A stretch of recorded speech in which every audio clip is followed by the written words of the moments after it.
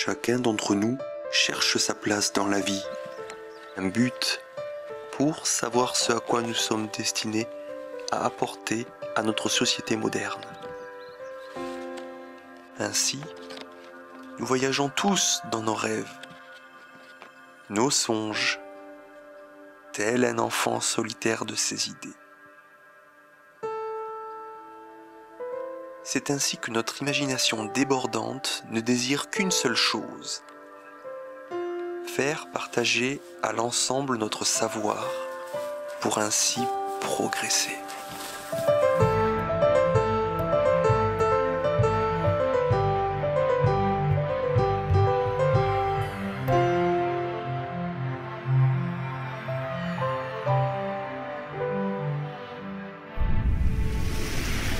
La mer et le ciel. Entre vents et marées, le voyage commence ici, à travers les rêves, matérialiser le temps d'un croquis, d'un dessin. C'est ainsi que l'histoire commence en naviguant sur des idées insoupçonnées et insolites, pour ensuite laisser planer son inspiration sur l'envie de porter un projet. C'est ici le choix qu'a pris un homme parmi tant d'autres. Albert Sanchez fait partie de ces enfants de l'humanité qui, tout au long de sa vie, a choisi comme activité extra-professionnelle le rôle de chercheur, dans le but de matérialiser ses idées et pour être à la quête de l'innovation technologique. Aujourd'hui, âgé de plus de 90 ans, il partage son histoire. Mais qui est-il? Qu'a-t-il désiré chercher, créer? Quelle personne est-il devenu aujourd'hui à travers l'expérience de sa vie? C'est ce que nous allons découvrir maintenant. Je suis né à Meknès en 1921. Ensuite, nous sommes rentrés à Port-Lyautey. Et là, ça a été toute mon enfance. Et c'est là que j'ai grandi. Je suis allé à l'école, bien entendu. Et déjà, quand je construisais des cerfs-volants, cette façon de voler m'intriguait. Je dis, comment se fait-il qu'un tel engin puisse voler? À Port-Lyautey, il y a un port fluvial qu'on appelle le Sebou, et là, de temps à autre, venaient des sous-marins de la Marine nationale. Il y avait également une base aéronavale. J'habitais un quartier, et dans ce quartier, j'ai fait la connaissance d'un second maître radio. À cette époque-là, j'avais 14 ans, 15 ans. Et je l'entendais faire du morse.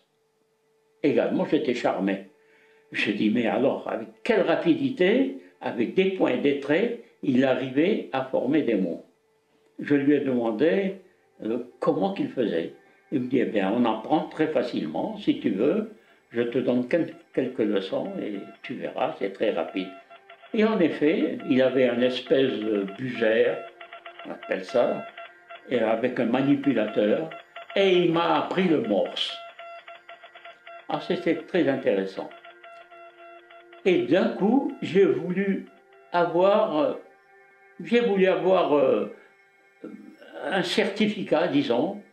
Et il m'a dit, pour ça, il faut suivre des cours à l'école centrale 6 rue de la Lune, à Paris. C'est là, le voyant dans la marine, moi, je n'aimais pas la marine de guerre, mais j'aurais voulu faire officier au Lancourt radio. Le radio, c'était officier au Lancourt radio, 2e classe. Première classe, ce sont les PTT qui organisent ces concours, concernent les radios qui doivent naviguer sur des paquebots. Le deuxième, c'était, deuxième classe, beaucoup plus facile, bien entendu, était réservé à ceux qui devaient naviguer sur des navires longue distance, Extrême-Orient, mixtes. où il y avait quelques passagers et surtout des transports. Voilà. Et c'est là que la guerre a éclaté. Malgré le lancement de la Deuxième Guerre mondiale et de la course à l'armement, le jeune adolescent ne cesse de suivre son chemin et sa passion. La guerre, bien qu'aucun mot ne peut mesurer cette violence, est malgré tout un facteur accélérateur de l'innovation technologique. Cela ne fera qu'accentuer la curiosité du garçon. Et je me suis engagé vers quelle époque, le 13 avril 1940, pour être radio dans la Marine nationale. Après un stage effectué à Lorient, il y avait en pleine débâcle d'ailleurs, en 1940, je rejoins Casablanca et j'ai terminé le stage en 1941. À radio, tout de suite après le stage, j'ai participé à l'examen du premier stage d'écoute sous-marine. C'était sur Alpha. Je me souviens, l'appareil Doppler de la marine s'appelait l'Alpha. L'Alpha, même 123. Alors, ça servait à détecter les sous-marins. ASM, attaque de sous-marins. J'embarquai immédiatement sur le commandant de l'âge. J'ai fait toute la guerre, nous avons fait de nombreux... pendant 5 ans, nous avons escorté de nombreux convois transatlantiques, les îles Bermudes, Norfolk, Boston. Nous sommes allés en Côte d'Ivoire, Togo, Dahomey, beaucoup plus loin pour le ravitaillement de l'Empire français. À cette époque, je pensais vraiment toujours à travailler. C'était curieux, je voulais connaître davantage la radio. D'ailleurs, j'avais déjà des connaissances sur un émetteur radio, sur un récepteur radio, mais j'avais des contacts étroits avec mon officier en second, le Tenturier. C'est un lieutenant de vaisseau qui me trouvait intéressant. J'étais d'ailleurs son ordonnance. Et lui vraiment me conseillait, me donnait des leçons de mathématiques. Et j'ai dit que j'étais attiré par les ultrasons. Et c'est là que j'ai appris les ultrasons, un émetteur ultrason qui était constitué d'un dôme, d'un projecteur, et puis alors sur une fréquence de 12 kilocycles, voilà. Et ensuite j'ai été désigné comme radio écouteur de combat sur attaque de sous-marins. Ensuite, j'ai été démobilisé en 1945. J'ai travaillé 1 mois dans les constructions navales en qualité de technicien. Et j'étais spécialisé sur les G16 des sous-marins. Les G16, ce sont 16 micros qui sont repartis tout autour du sous-marin pour la détection. Voilà. Mais ça ne me convenait pas, parce que l'odeur du mazout, je tiens à vous dire que j'ai été toujours malade. J'ai été toujours malade. Enfin, ça ne m'enchantait pas. Donc j'ai quitté les constructions navales et j'ai préparé le concours d'entrée dans l'aviation civile. Et je suis rentré, enfin, en qualité de contrôleur à l'aérodrome d'Oran-la-Seigna en 1945, quelques jours avant Noël. C'est bien ça, avant Noël. Et c'était le service des télécommunications et de la signalisation, comme radio et télécommunications. Alors, mon travail consistait à travailler au manipulateur, à l'atterrissage et au décollage des avions. C'était par gognos. On pouvait les détecter au large avec le guignon de navigation. Il y a l'atterrissage en cas de visibilité, de mauvaise visibilité, avec l'AMV, atterrissage, mauvaise visibilité. Comme la plupart des anciens soldats, sa pudeur l'obligera à ne pas parler davantage de son ressenti, mais aussi de sa souffrance sur les effets marquants de la guerre. Sa thérapie, c'était comprendre l'évolution technologique. Mais plus tard, cette souffrance de la guerre, ce besoin d'évacuer par la création, évoluera sous forme matérielle. Construire quelque chose. Ah, évidemment, la polyvalence, cette polyvalence m'a servi à faire de la télécommande. Exploitation et technique se joignent. Et c'est grâce à ça que je me suis lancé dans cette aventure. La guerre étant terminée, le jeune homme peut enfin vivre une vie paisible pour fonder une famille. Cependant, ce qu'il a vécu durant la guerre ne le quittera plus. Ces fantômes de la guerre se traduiront bientôt par une nouvelle passion, l'envie de matérialiser ses idées et ses recherches. Un besoin d'une part de créer et un besoin de connaître, de comprendre, de voir qu'il y avait autre chose au-delà de la navigation. Quoi, je ne sais pas, mais j'étais intrigué et je voulais connaître, je voulais savoir. Et c'est pour ça que tout a dévié ensuite sur l'aérodynamisme, sur un profil d'avion et sur la confection d'un avion et la construction d'un avion.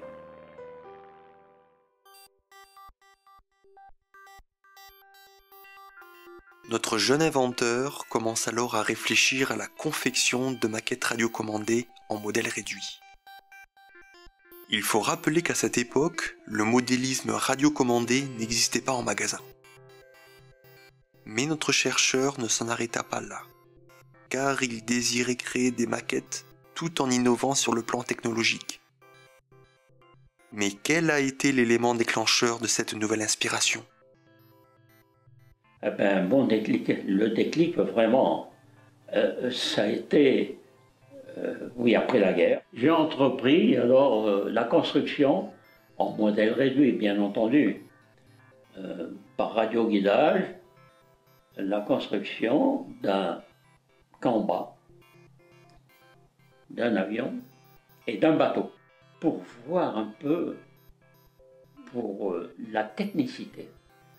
Et pour comprendre si on pouvait réussir à aller de l'avant. Mais pour ça, il fallait choisir également un gros bâtiment de guerre. Et c'est alors qu'en 1947 débute son projet en complément de son travail. Je travaillais la nuit, au centre, j'avais une très grande table, je faisais des plans, et je me décidais à faire un avion. Mais pour faire un avion, je voulais faire quelque chose de curieux, par exemple. Si je faisais une aile delta, qu'on ne connaissait pas à cette époque-là, on parlait d'aile volante, mais d'aile delta, personne ne connaissait. Alors l'aile delta, c'est un triangle simplement, de 60 degrés. L'aile volante existait déjà, mais ce n'était pas du tout ça. Et ça demandait du travail, et j'ai fait des plans. J'ai ressenti en faisant ça, j'étais enchaîné vraiment sur les courbes aérodynamiques que présentait un tel travail. Mais il fallait faire quelque chose de grand. Il faisait 2,60 m de longueur sur 3,20 m de largeur, et qui était construit en basa, densité 0,50. Et évidemment, c'est un bois extrêmement léger et en aluminium. et était propulsé par un moteur à réaction. C'est un moteur d'abord deux temps, de 4,5 chevaux de puissance, 30 cm3, et qui m'entraînait un compresseur à 3 étages, basse pression. Et ce compresseur nécessaire pour la propulsion et l'éjection des gaz. Mais après quelques essais, la turbine de ce compresseur a explosé et j'ai manqué être blessé. Ça a ralenti mes travaux, bien entendu. À cette époque-là, le Concorde n'existait pas. Le Mirage n'existait pas, puisque j'ai commencé les plans en 1948. Le propulseur, sauf le moteur, qui était un moteur de temps, mais le compresseur, à 3 étages, c'est moi qui l'ai constitué. En 60-61. Une turbine qui tourne à 18 000 tours, croyez-moi, on entend siffler. Je pense que la vitesse, c'était théorique ça, allait atteindre 130 à 150 km/h. Ce n'était pas une vitesse excessive, car le profil de l'avion, donc l'aile, était épaisse. J'avais choisi comme profil le NACA 23012. Au-delà de ses recherches, Albert Sanchez commença à parler et partager ses idées à travers des expositions, mais aussi à travers des personnes qui partagent la même passion, notamment des militaires. J'en avais parlé à l'amiral Gély. J'avais présenté la maquette de l'aile Delta, et j'ai un avion voilà, qui est parfait sur un porte-avions, car il décolle à la verticale par aspiration de la couche limite. Il a été étonné, il m'a demandé la couche limite, qu'est-ce que c'est que ça? J'ai la couche limite, c'est l'aspiration sur le profil de l'aile, de 5 mm sur le revêtement de l'aile, il y a un profil. Et c'est cette couche qui limite, qui détermine la portance de l'aile. D'abord, j'avais commencé, disons, l'avion, mais tout de suite après, c'était le bâtiment de guerre. Alors là, le Richelieu, c'est un grand bâtiment, c'est le fleuron de la marine française en 1945. Un cuirassé qui est de 40 000 tonnes. C'était un superbe bâtiment. Bien, étant moi-même marin, la première des choses, c'était de faire un bâtiment de guerre. Et j'ai choisi ce bâtiment parce que c'était un bâtiment parfait, un bâtiment qui a combattu pour la France libre. C'était un bateau merveilleux. J'avais commandé les plans au musée de la Marine. Et j'ai réussi à les avoir, des plans parfaits. Alors la maquette elle-même, ça m'a demandé pas mal de soucis pour la faire. Il a fallu que je commande du bois en Norvège, du hêtre étuvé de Norvège, et puis le tout m'a demandé énormément de travail, 5 années de travail. J'ai fait les moteurs, j'ai construit les moteurs, tout est sur roulement à billes, les hélices, l'émetteur, le récepteur, tout a été fait par moi. La maquette du Richelieu fait 33 cm, est au centième, et 2 mètres, disons, 2 mètres 60, 2 mètres 55, 60, voilà. Ben, ce modèle, on peut dire qu'il pèse 35 kg avec les batteries. Charge complète. Il faut compter 10 kg de batterie. Avec 2450 vis en laiton.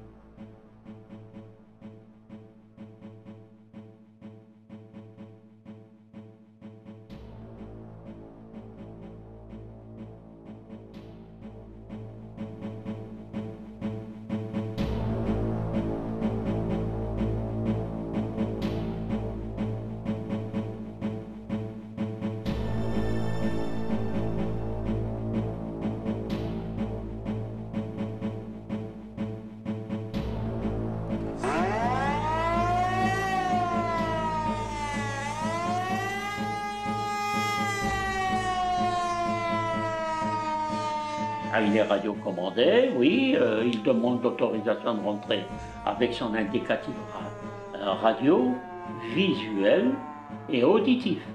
Il demande l'entrée au port à Ajaccio ou à Toulon. Et même envoie un message de sortie informant Toulon qu'il allait faire un essai de tir au large et à la rentrée également en morse véridique, comme le vrai exactement. Gouvernail et deux hélices.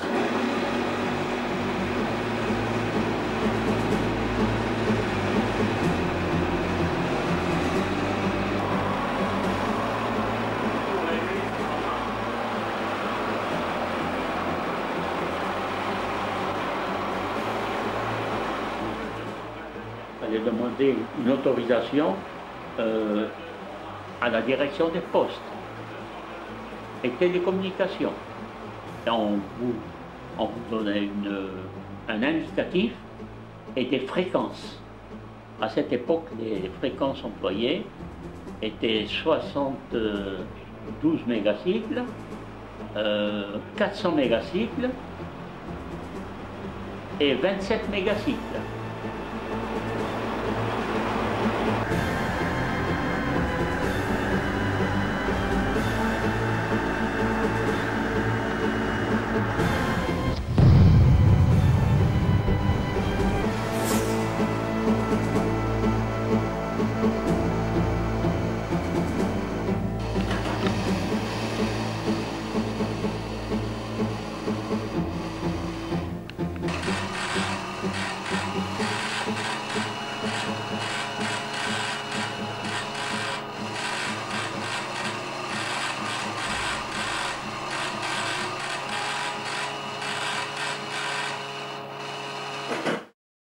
N'étant pas encore répandue pour le grand public, l'exploitation des radiofréquences était déjà soumise à une réglementation stricte, obligeant Albert Sanchez à disposer des autorisations nécessaires pour l'utilisation du bateau en radiocommandé.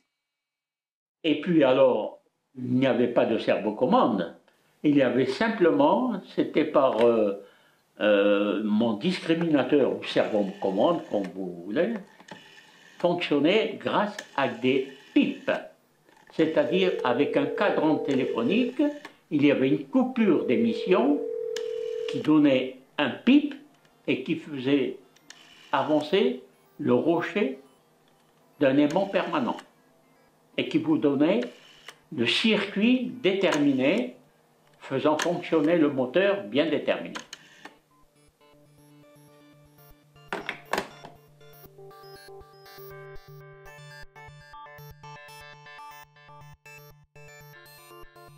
Il a existé, bien, je crois que j'ai été le seul à Oran à l'avoir fait. Il a été exposé à la foire d'Oran en 1954, juste quelques mois avant l'affaire d'Algérie, et a été inauguré par M. François Mitterrand, ministre de l'Intérieur. Il a été étonné de voir cette maquette. Il m'a demandé quel temps j'avais mis pour la constituer. Je lui ai dit c'était 5 années. C'est incroyable, il m'a répondu. Comme tous les Français habitant en Algérie française, Albert Sanchez pensait que la guerre était derrière lui. Mais le destin en a voulu autrement, face à la colonisation de la France sur les terres algériennes. Les attentats et le quotidien difficile entre les différents peuples rendent la situation tendue. Malgré tout, notre chercheur continua à persévérer dans ses travaux. Mais quel a été le déclic sur ces choix de maquettes? Alors, cette envie, ça a été évidemment la guerre, bien entendu. Hein. Ça va très vite pendant la guerre. Tout est venu d'une façon extraordinaire. La technique, les radars, les systèmes de repérage, enfin, ça a été terrible. Et ça a été une avance extraordinaire. Une guerre donne une avance extraordinaire en technicité. Donc, ça m'a demandé du travail. J'ai fait ces plans, tout en travaillant, de nuit, comme de jour. Et évidemment, j'avais mon travail, j'avais mon premier enfant. Ensuite, je continuais, un second enfant, un troisième enfant. Et je continuais, toujours, je continuais. Mais à ce moment-là, j'avais des difficultés pour travailler. Il y a eu cette affaire d'Algérie. Pour moi, ça devenait dangereux d'aller travailler dans un atelier. J'ai arrêté, j'ai entreposé une partie du matériel avec le Richelieu, ainsi qu'un NGV que j'avais déjà étudié dans les locaux de l'aviation civile. Tout ce matériel est resté, mais on a pu récupérer le Richelieu. En Algérie, la situation était devenue tellement instable qu'Albert Sanchez, accompagné de sa famille, a tout abandonné pour être rapatrié en France et ainsi repartir de zéro. Après avoir été évacué avec ma famille d'Algérie, d'Oran donc, j'ai été muté à Chalon-sur-Saône en 1962. Et à la suite, j'ai eu l'occasion, faisant partie de l'escadre de la marine, comme ancien marin, j'ai fait la connaissance de l'amiral Dugardin qui était président justement de l'escadre. Et je lui ai demandé s'il pouvait me rapatrier la maquette du Richelieu modèle réduit que j'avais entreposée dans les locaux de l'aviation civile. Depuis mon départ, je n'avais aucune nouvelle. Un commando de Merzel-Kébir est allé emparer de la maquette et j'ai pu l'obtenir ainsi. J'ai été la récupérer à Toulon, après une traversée assez mouvementée, car ça a manqué de déclencher un incident diplomatique. Les risques, c'était justement lors de l'affaire de Suez. En 1956, un conflit se manifeste entre l'Égypte et d'autres nations telles que la France et le Royaume-Uni. L'origine des tensions s'explique par un conflit d'intérêts économiques qu'offrait le canal de Suez suite à sa nationalisation par l'Égypte. En guise de riposte, le gouvernement français chargea le vrai cuirassé Richelieu de défendre les valeurs tricolores au sein de la crise du canal de Suez. La guerre éclata. Et c'est durant ces multiples batailles qu'une fausse rumeur va se répandre. Le cuirassé Richelieu aurait coulé. Au moment de cette rumeur, la maquette du Richelieu, déjà entreposée dans les locaux de l'aviation civile à Oran, a été récupérée par un commando de la marine. Étant donné que le cuirassé était le fleuron de la marine française, il en allait de sa réputation. Il ne fallait rien perdre en plus de la guerre. L'incident diplomatique était clos, la rumeur a été contestée et la maquette a pu être rapatriée en France. Suite à ce nouveau départ dans l'Hexagone, Albert Sanchez et sa famille se posent enfin. Notre chercheur reprend avec plus de tranquillité ses travaux qui, en parallèle, prendront un nouveau départ par le biais de rencontres qui lui permettront de présenter son travail du Richelieu à travers notamment des galas. Je l'ai exposé pour la journée du gala en 1964 à Chalon-sur-Saône, lors de la projection d'un film Entre ciel et mer. Alors, une anecdote. En 1969, étant en fonction à Ajaccio, et lui venant pour un meeting à Ajaccio, se présentant à la présidence de la République, Monsieur le ministre de l'Intérieur, Monsieur François Mitterrand, m'a regardé et m'a demandé mon nom. Je m'appelle M. Sanchez, et il me dit, me semble vous avoir vu. Je dis, en effet, monsieur le ministre, c'est à l'occasion de la foire à Oran en 1954. Et là, il a pointé du doigt sur moi, il m'a dit, le Richelieu. J'ai été étonné de sa mémoire. Toujours à la recherche du dépassement, après le navire de combat et l'avion réaction, il oriente ses recherches sur un projet plus terre-à-terre, construit en contreplaqué.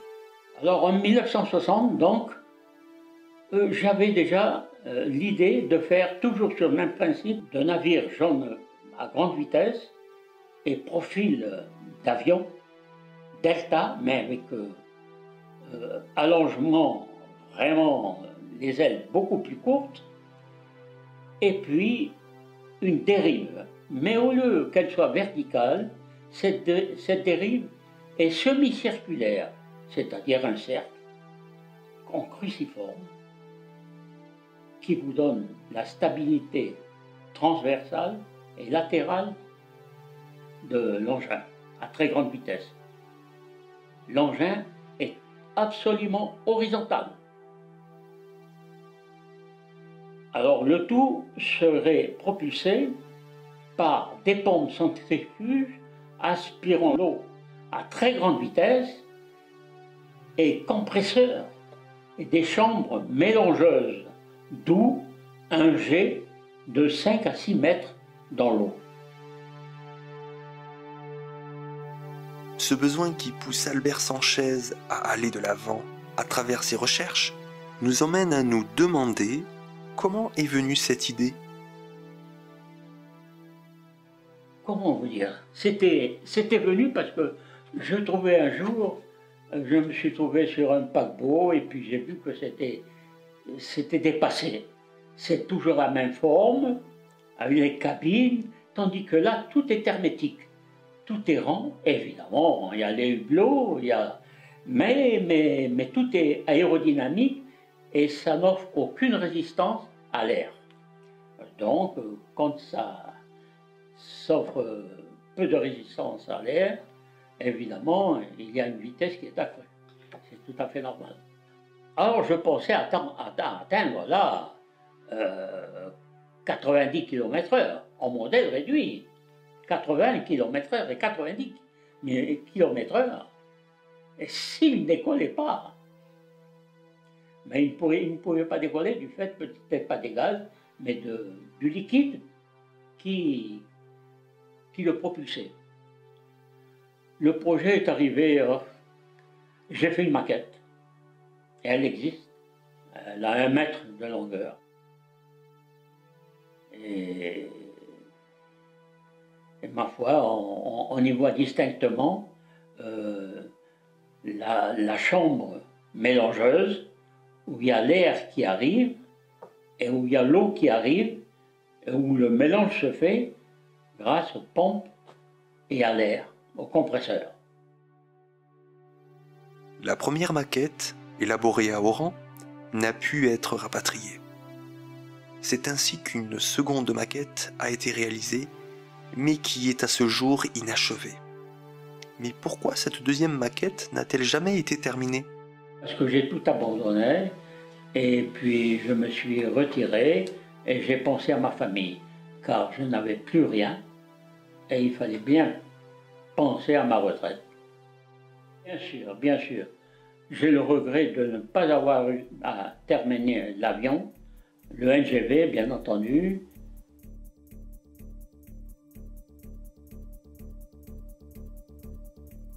En dehors du ludique, il y a aussi le pratique. Albert Sanchez n'a pas hésité à simplifier son quotidien de vie à travers de petites innovations pour le plus grand bonheur de tous. Donc, parmi tous ces travaux, j'ai voulu confectionner quelque chose de l'utile à l'agréable, par exemple. La construction d'une broche entraînée par un moteur avec frein magnétique pour embrocher un mouton ou 2 moutons. Alors, en quoi consiste-t-il? Eh bien, il y a une plaque, une masse qui est magnétique et qui fonctionne à la mise en cours du courant. En contact du courant, elle fonctionne et une fois qu'on coupe le courant, elle se détache. Donc, à chaque instant, ce moteur, si au milieu du tour, je veux l'arrêter, ben, je coupe le courant. Et la position sera la position initiale. Parfait. C'est un moteur de 24 volts, 12 volts, 6 volts. C'est interchangeable au point de vue puissance. Je pense qu'il servait à entraîner le train d'atterrissage de forteresse volante lors de la panne hydraulique du train d'atterrissage.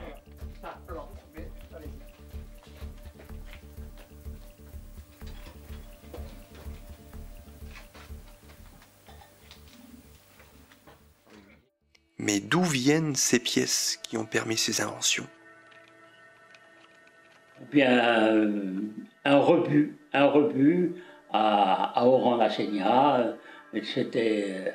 C'était un terrain où il y avait beaucoup d'avions américains à la casse, et puis j'en ai pu me procurer pas mal de matériel qui m'a servi d'ailleurs, qui m'ont servi pour la confection de mes maquettes.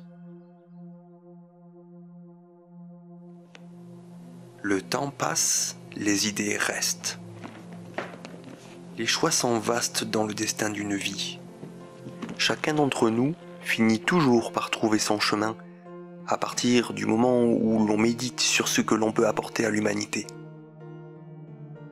Nul ne connaît la formule magique à la naissance, mais le fait de réfléchir sur ses qualités, d'aiguiser son savoir-faire mais aussi ses rêves, donne plus de chances pour accéder à son épanouissement et à ses rêves.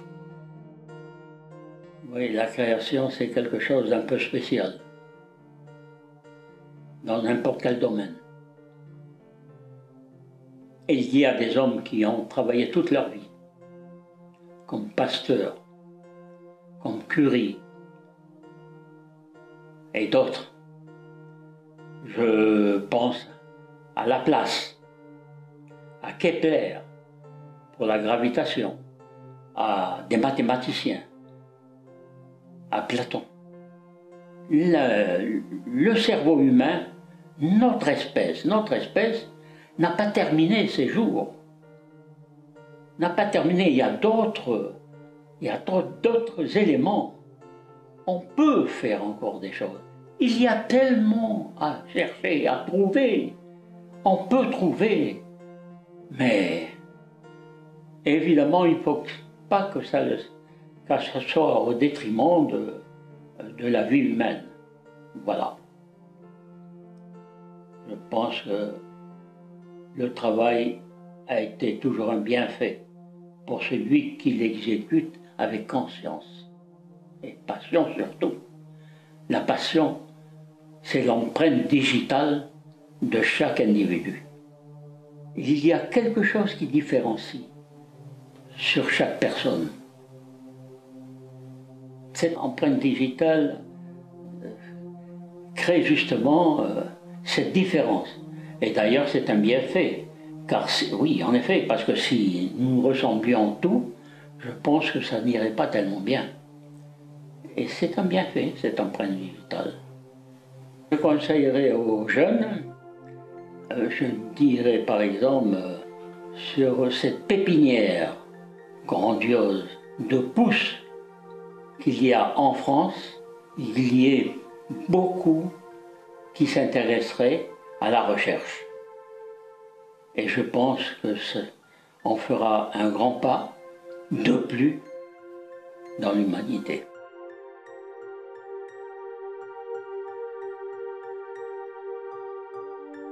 Encore aujourd'hui, Albert Sanchez ne cesse de s'intéresser à l'innovation, à la recherche, mais aussi à la mécanique des fluides. Beaucoup de gens tels que lui ont su trouver aussi leur place, adaptés selon leur goût, leur choix. Et vous, qu'avez-vous choisi ?